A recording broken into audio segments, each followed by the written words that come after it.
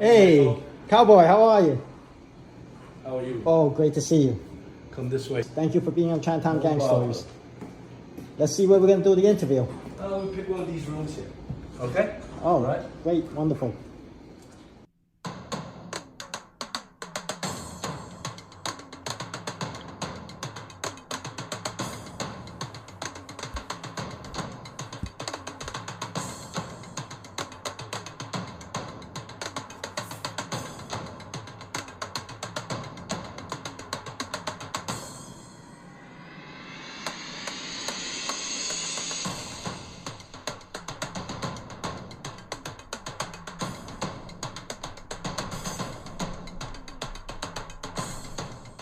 Welcome to Chinatown Gang Stories.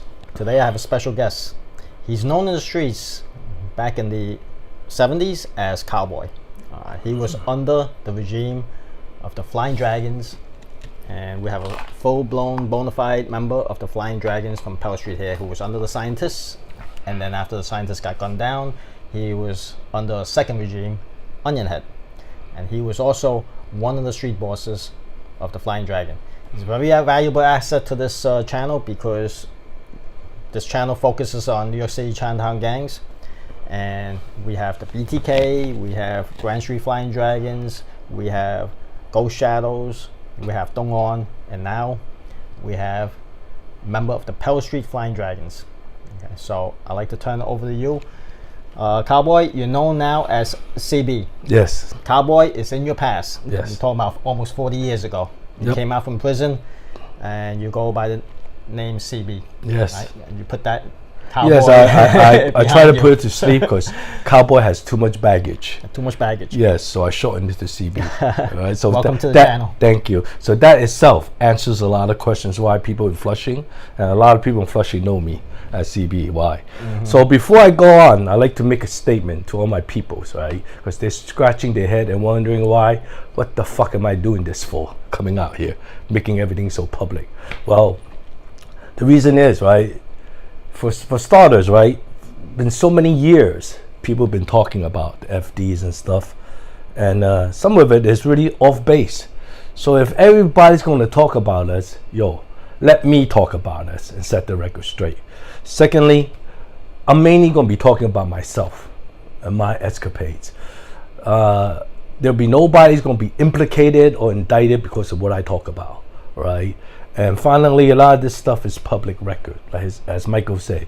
It's been 40 years. You know what I mean? So listen, you got mafiosos on TikTok. Yeah, let's see. You know what I mean? I'm pushing 60. Yeah. So a lot of that stuff is behind me already. Share some of the You know stories what I mean? and put the pieces of the puzzle together. Okay. And, some things, I'm going to say some things, if it's too sensitive, I'm going to pass over. Okay? All right? So I'm just going to take it from here. Yeah, let's start off with the beginning. Talk about your childhood, how you came to this country, and where did you come from? Was it mainland China, Hong Kong, and what got you involved with the gangs? Oh, this is going to be a long interview. Well, I was born in Hong Kong. I came to this country when I was 6 years old. And of all places, my parents, they lived in Grand Concourse, Fordham Road. For you guys that been in the city, you know what that is. That's the Bronx, the boogie down. That's my first training experience. The reason I say that is because if you look at the school yearbook, you're going to see a bunch of brown faces, white faces, black faces, and there's one yellow face, which was me. And that whole freaking fucking neighborhood, whatever. I was the only Asian, Chinese, whatever there. This was like what? 1970, 71? And I remember going to school was an exercise in survival. Because, listen, 9, 10-year-old kids, they're the meanest. Every day I'm going to school. Ching chong, ching chong. I'm walking here with my little backpack, and I see a group of kids. I walked out the street, cross the street, avoid them, but it never works. So from there, I remember, even as a kid, when I was in kindergarten, first grade, I remember getting fights with a bunch of kids, and usually it's me against 5, 6 of them. So that's where my first training experience, conditioning came from, right? Living in the Bronx, getting my ass kicked as a kid. So from there, Eventually, my parents moved to Chinatown. By then, I believe I was in the 3rd grade. In Chinatown, believe it or not, I didn't get involved with the gangs yet, because that time, what, 3rd grade, how old am I? 8, 9?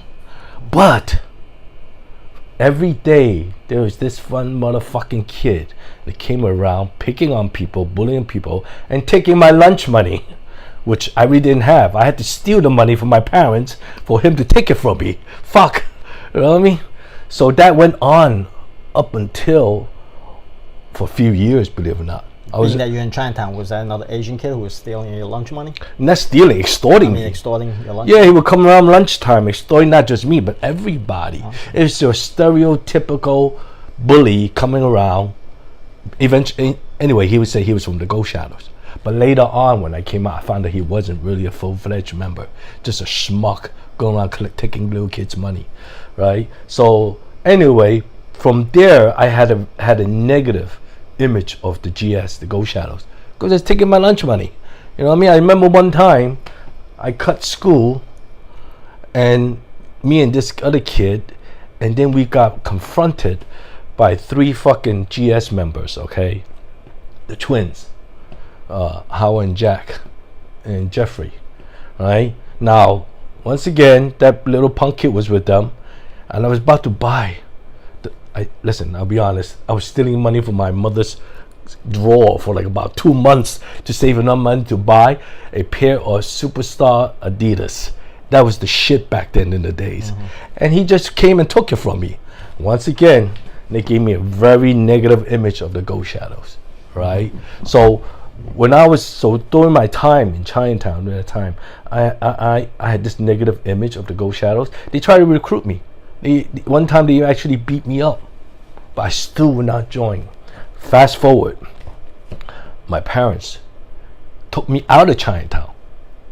By then, that was like what, 7th grade, 6, not yet 7, and they moved me back to fucking, of all places, close to Jamaica, Hollis. I went from 7th grade and 9th grade in a black neighborhood again, because they thought I was in the gang, which I wasn't, believe it or not. But from there, when I actually did meet up with the Flying Dragons, I was in Queens Vocational High School. Now, back in the days, right, certain high schools had gang affiliations, meaning they were gang members, like Newtown, Queens Vocational, Aviation, Seward Park, all the schools, you have gang members in there. You know what I mean? So it happens that in Queens Vocational, that was the Queens branch. There was a faction of the Flying Dragons in there.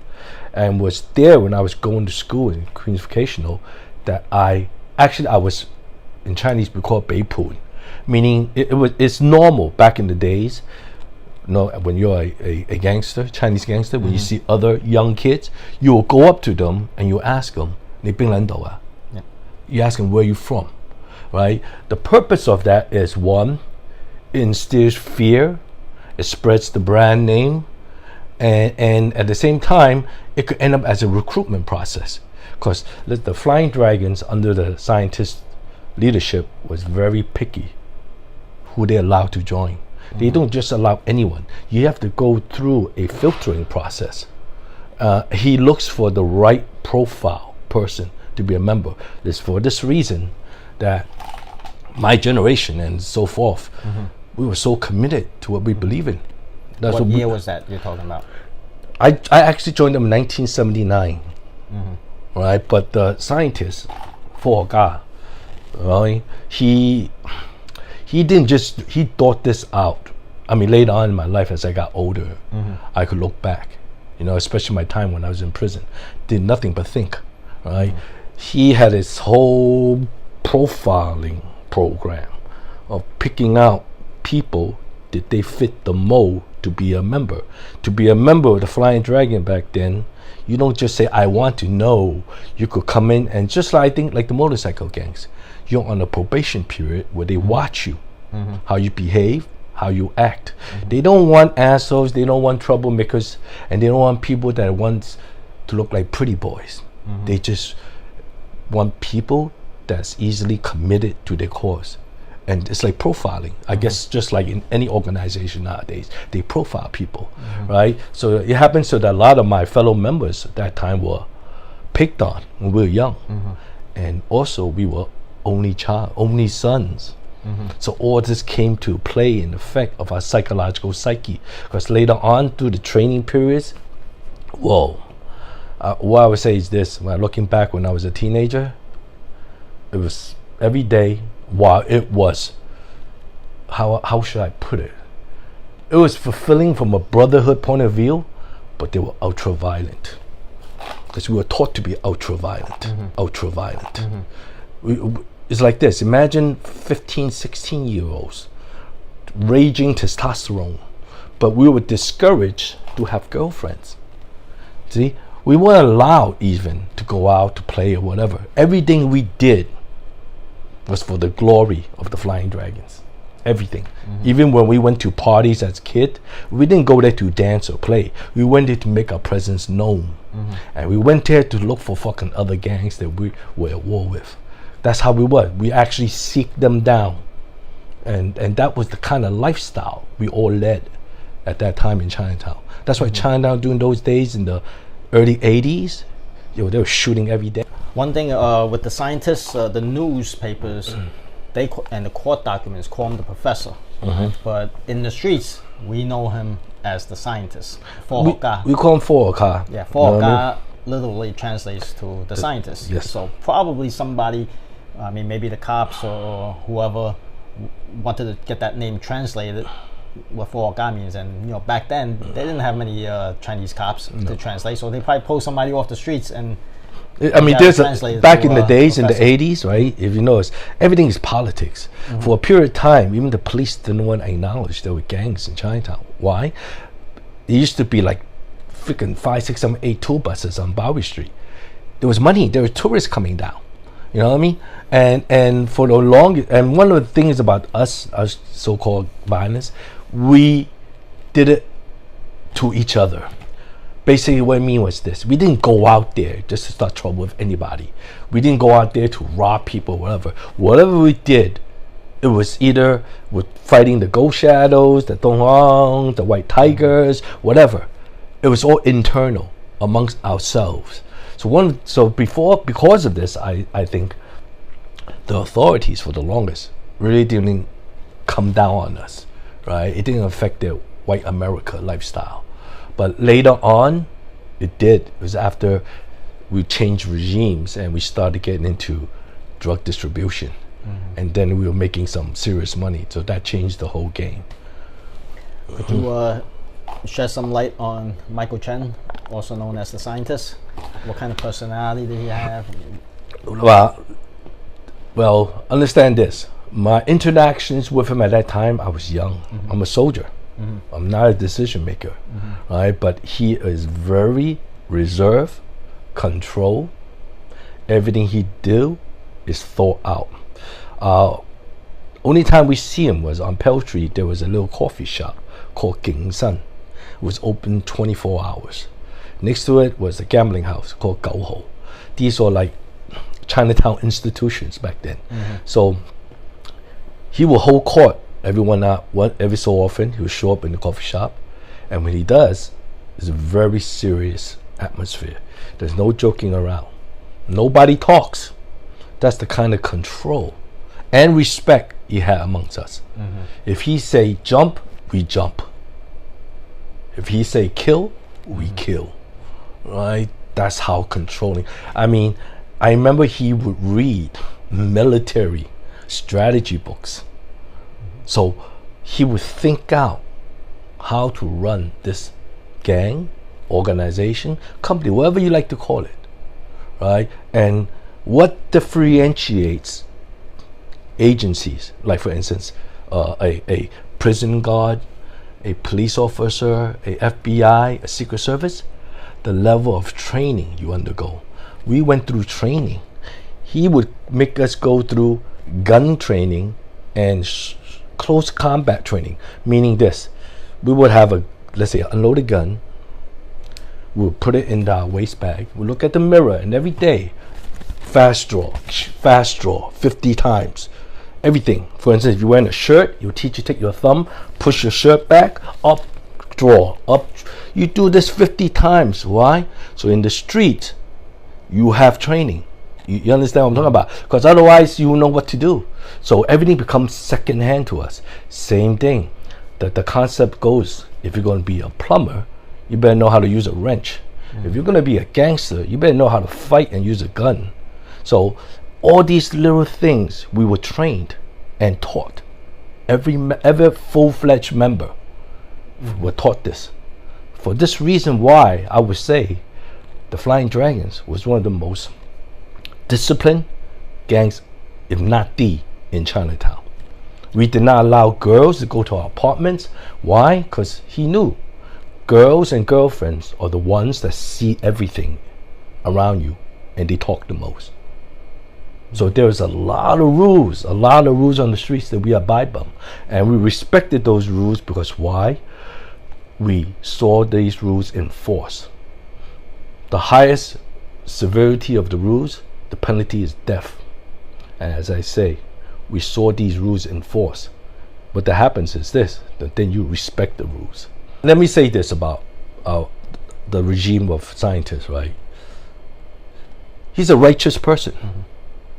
Because when we came out, like for instance, they when I was doing the probation period, right? My daito, because every group have a little head like platoon leader, how you put it in English, whatever, right?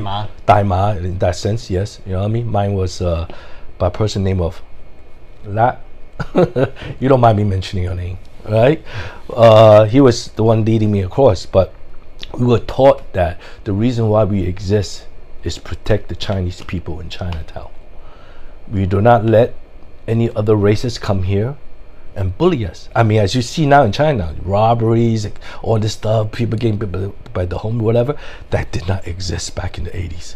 I mean, in a very ironic way, right? No, the thing is this, nobody can come down Chinatown and extort anyone or fuck with anyone but us. Only we can do it to ourselves. But is it like then? Back then in the days, if it's after 9 p.m. at night and you're not Chinese and you're under 25, you're getting an ass whooping. They know it for real. Why? Because you're up to no good. The tool is, if after 9 p.m. at night, there's no reason why you're going to be in Chinatown. This was in the 80s, you understand? So we know. So we don't ask. We just go up there and we fuck you up. There's been lot of serious fights back in the days. And it doesn't matter if they're innocent or not. You guys not taking any chances. No. Chinese saying, 有殺錯冇放過. You know what I mean? You rather. The point of that. See, the point of that exercise once again was this. Let's translate that. 有殺錯冇放過, meaning. 有殺錯冇放過. How would that be in English? Even if you kill someone who's innocent, at least it gets the job done. It gets the job. The job done is to send out the word. Yeah. Do not come to Chinatown and fuck around. There are people there watching it, and that was the way it was. People knew. Do not come to Chinatown to fuck around. I remember those days. That message was clearly sent. Clear and loud. There was a lot of fights. I could go on and on. There was fights where people with machetes. There were fights where there used to be a thing called ninja. It was a piece of metal with two things going this way. They'll come down very tough, thinking they were one person. What they don't realize is, all around they're surrounded. Oh, listen, there was some major ass whoopings we gave people who were screaming, begging for their lives. So the point is, when they get their ass beat, they go back to the hood, and they're gonna tell them, and the people gonna know, don't go down there. You're gonna get an ass whooping. All that was for the sake of keeping Chinatown safe, and it was. For a period of time, it really was. There was no drug dealing back then. No drug dealing. You can. There was a whole bunch of rules. All of them built on a righteous platform. Example: if we're brothers, I must respect your family, your sisters, your wives, your girlfriends. I cannot go out with your girlfriends, your wives, or whatever. The penalty is death. You can't drug dealing, right? That is another penalty. And you also must listen and respect your elders, right? So all these rules he had really had a very righteous foundation, which now it gives us strength. We were not allowed to harm civilians, as he would call it, and we're not allowed to harm elderly or women or children. That was ingrained in us. You know, I'll share a story, because growing up, teenagers, we have no sense of, in a sense, morals. That's taught to us. I remember one time as a kid, I looked to my elder, right? There were some girls coming down, and I want to teach them lessons. So I said to my elder, I think I was like 15, I said, listen, I want to take them to the basement and let's freaking rape them, right? Not knowing better. You know what he said to me? You do that, we're going to cut your dick off, beat you up, and throw you off the street. I looked at him, I said, huh? See, when you're young, you need fear to make you realize that. But then he said to me this, don't you have a mother? Don't you have a sister? What if somebody raped your mother and your sister? That taught me morals, which I later taught my underlings. See, that's how one generation to another. For this reason, that's why the Flying Dragons, right? The members believe in their cause, because we're not just gangsters in the street. Certain sense of morals was instilled in us as when we were young, and that part was positive. It really was positive. It taught me to respect my parents, because I ran away from home when I was 14 too. But later on, being in the street after a year, I learned to, during Chinese New Year, bring food back to the family, because it instilled a sense of respect for your elders into me. So let me get this straight. So the Flying Dragons was formed to protect the community, and so you guys, in the beginning, when the scientists formed the Flying Dragons, that goes really quick. Under like a righteous, I'll be honest with you. So there's really no money to be made in the early days. There is no money. There was no extortion, nothing like that. So it was all. Now, the forming of the Flying Dragon was prior to my time. It was in the late 60s. There was a couple of people, as I remember, as the story goes, 4 to 5 people. They band up together, really, to protect themselves from the foreign, the Spanish, the blacks, well, because they were first generation immigrants in the 60s. Can you imagine how it was? So they band together so not to be picked on. Okay? From there, it started to expand. Now, when it finally, and scientists and a couple of people, the first generation Flying Dragons, all right, he wasn't actually the leader when the forming of it, but just say he one of the co-founding members. One of the co-founding members. Yes, other members probably has less than ambitious to be a leader, so they later on faded out. But the scientists stayed on. But what changed the makeup of our presence was when the FDs under scientists' tutelage hooked up with the tongs. Which hooked is up with Hip Sing. Uncle 7. Yes, hooked up with Hip Sing. That gave us the right of territory. Because honestly, in Chinatown, while certain places were our territories, but they really belonged to the tongs. They were here before us. Hip Sing, On Leung, the 2 major tongs. They are the ones that owns the territory.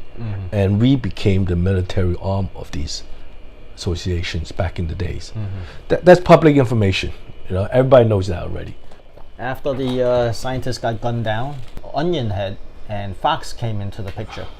Did you think about maybe taking over as the leader? No. You know why? Here's the thing. Like I say, there's a lot of rules growing up on Pell Street, right? It's not my place or anyone's place to just stand out and say, I'm the leader now. That's not how it works. We still have respect. Like I said, later on, as I rose to Daima, right, it has to be a position that's acknowledged by your fellow members. Okay, you can't just say to yourself, I promote myself. That's not how it works.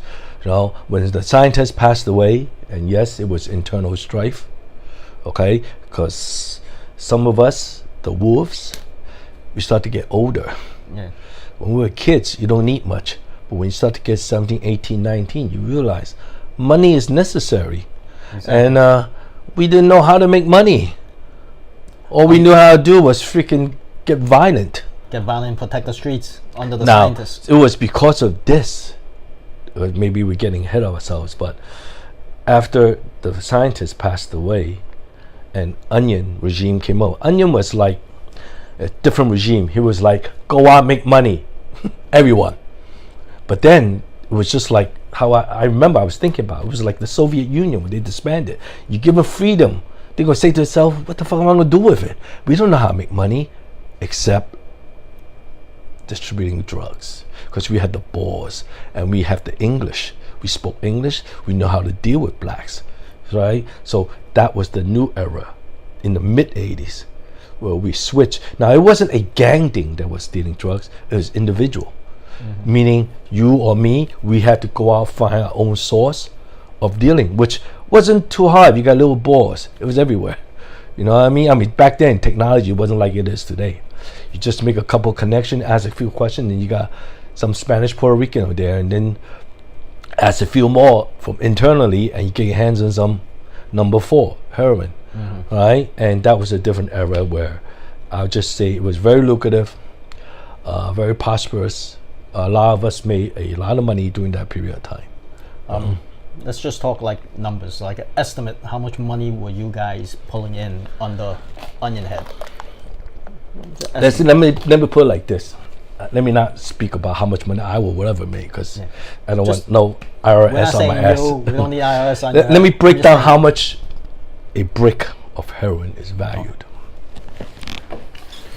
A brick of heroin coming from Thailand or Burma or that section over there, Myanmar, whatever, right? Is 700 grams. It's roughly the size of this thinner, like a dictionary. 700 grams. That's 700 gram during those days, roughly so for hypothetically, give or take about 5,000 in Thailand. By the time it's transported to Hong Kong, it's worth about 10,000 US. By the time it reaches to the United States, the first hand that touches it is about 60, 65,000, depending back and forth. By the time it reaches to me and my partner, see, we're the last end distribution. We are the ones that deal with the Puerto Ricans. But it gets to our hand, it's about 80, 85. By the time we resell it to the Puerto Ricans, it's about 100 to 120,000, depending. This is 1980s numbers. So you understand? So if you do the math, depending on which stage of that you're on, all right, your average profit margin for a brick of heroin can be anywhere from $20,000 to $40,000 per brick. And how many bricks were you guys moving to the Dominicans? It's like this. Or the Dominicans? No, but basically, at least me and my partner, we dealt with Puerto Ricans mostly. Okay, we dealt with Puerto Ricans. There's some Indians people we dealt with that probably might have dealt with the Dominicans, but back then the Puerto Ricans population was bigger than the Dominicans. All right, they did a lot of the moving and shaking. All right, so let me put it like the average transaction, depending, right, can be anywhere from 5 to 10 bricks, meaning, excuse me, those are $500,000 to $1 million transactions. Now, later on, as you know, one of my clients, my partner's clients, was later on I realized was pretty famous. He was from the Bronx. He was known as George Rivera. Some people more know him as Boy George. Yes, you know what I mean? If you see his documentary, me and my partner were fried rice. They're talking about us. So that's a whole story within itself. Oh wow, you know what I mean? That's news to me. So when Boy George talk about fried rice, he's referring to you guys. Yes, we were his suppliers. Okay. Yeah. So you guys supplied Boy George. Yeah, and some other people too. I realized. I realized that when I went to MCC. And when I was at MCC, I bumped into some of them, and I realized that these are movers and shakers in their hoods. You know, I mean, in the streets, you don't realize that. I mean, unlike the movies, listen, we don't hang out, have parties, or whatever. No, you know what I mean. Thank God I didn't go to his boat party, Boy George. If George, you don't mind, much respect to you, but thank God I didn't go. You know what I mean? But no, back in the days, let's just say, right. Distributing heroin is extremely lucrative. Right? I mean, the Italians did it too later on. They'll tell you, you know what I mean? There's a lot of money to be made there. So you guys were handling a lot of cash at one time. I mean, let me tell you, I'll just say this, right? Yes, I relay one story, okay? Just one story. One time I was in the Colombian projects, down by Lower East Side, Colombian project, under the Windsor Bridge. I was doing a transaction, right? And it was very simple. It's not like in the movies, like you got 10 people. No, I went there by myself because it was a customer I dealt with. But still, back then, every transaction you do, you're strapped. Everywhere you go, you're strapped. All you need is one person. One person and a semi-automatic. You got at least 12, 10 shots. So, you know what I mean? So it's you don't need army people. Nobody's fighting. If shit goes down, it's going to be gunplay.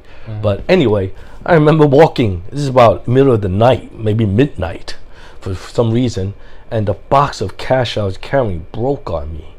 That stick in my mind because I'm in the middle of the fucking projects. $500,000 cash just fell out under me. In the 80s, that's a lot of money. Fucking shit, you kidding me? They'll kill you for it. I was by myself. I put the box down, pulled the gun out, put it next to me. I looked around. What the fuck? And then how I did it, piece by piece, I put it back in. You know what I mean? And I carried to my car. But that stuck in my head because there was like, I was walking, boom, it broke. And $500,000 cash fell to the floor in the 80s. Well, $500,000 in the 80s would be worth now. At least $5 million, probably double after 30 years. Maybe triple. Right? Maybe triple, right? You know? But no, yes, there was a lot of cash involved. You know? And how do you guys spend your cash? Listen. Anybody that make money will tell you spending money is not hard. I squander a lot of it. Plus, I technically have 4 wives. That's why I'm still have to work right now. Okay? That'll do it. Exactly. You understand? That will do it. You know what I mean? My first wife was a compulsive gambler. I say that because when I went to jail, I said to her, honey, all that money I gave you, I think I'm needed for bail. She said, I don't have it. It was that point, standing in MCC holding a phone, I realized, fuck, the bitch gambled it all. Right? Because I realized that point, because out in the street, it didn't occur to me. Back then, there was no Foxwood or Mohegan, there was just Atlantic City. Because she would go Atlantic City, and then she'd have these fucking limousines, full comp rooms, and I would say to her, honey, how the fuck you get all this? She go, oh no, I know the host. Later on, I realized she didn't know the host. Fucking, she lost enough to fucking get all that shit. You know? Yeah. It's another thing. Do you guys in the Flying Dragons? Any of your members use their own stuff? No. The one thing about us was this. It was told. It was loudly imprinted. Do not fuck with heroin. Why? Really, heroin is not mentally addicting. It's physically addicting. You know, how you put it, heroin is like having a mental orgasm. Think about that, mental orgasm. It's too dangerous. You start on heroin, your life is fucked because you're always going to need it. It'll take away your willpower, take away your strength, take away your ambitions, all that stuff. So using that stuff was a total fucking no. Totally off limits, you know. So as I know, none of my members who dealt with it took it. And that was coming from Onion Head? No, it's not. You know why? It's not like we dealt drugs under one umbrella. No.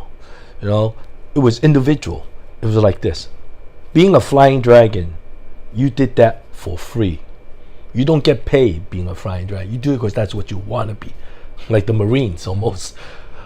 Dealing drugs is a business aspiration that you do either with your brother or whichever partner. It was not because you did it as under the umbrella of Flying Dragons. No, you did that personally. A lot of people don't understand that outside of Chinatown, right? It's the same way with the Ghost Shadows, the Fook Ting, and same way with all the gangs. Each individual have their own ambition, their own rackets, and it's not like you're under the Daima or the Dailo's control. Yeah, especially not with this is how I used to put it, right? There's street politics, street business that you have to do for free. Like later on, wherever I my business aspirations, the drug dealings, the businesses, that's what I did personally. But when there was street business to be taken care of, I had to take care of that. It was done, let's just say, with no compensation. Exactly, no compensation. You did it for the Because- gang's name because you're benefiting from being a flying dragon. Well, I back then we didn't think like we're benefiting as flying dragon, because being a flying dragon was our persona. That's who we are. That's who you guys were. That's We- your identity. It's not something we did part time. It's not something I did on the weekend. To be a flying dragon, you did this 24/7, because that's who you gotta be to be a full-fledged member. It's not like a weekend warrior. I go work here and I do that. So for this reason, we were fully committed. And it might sound corny, but at that stage, during that generation I was in, we were committed to die for it, for real. So it was when I look back sometimes, right, I could say, whoa, man must be nuts. I was willing to die for the cause, and not just me, my fellow brothers too.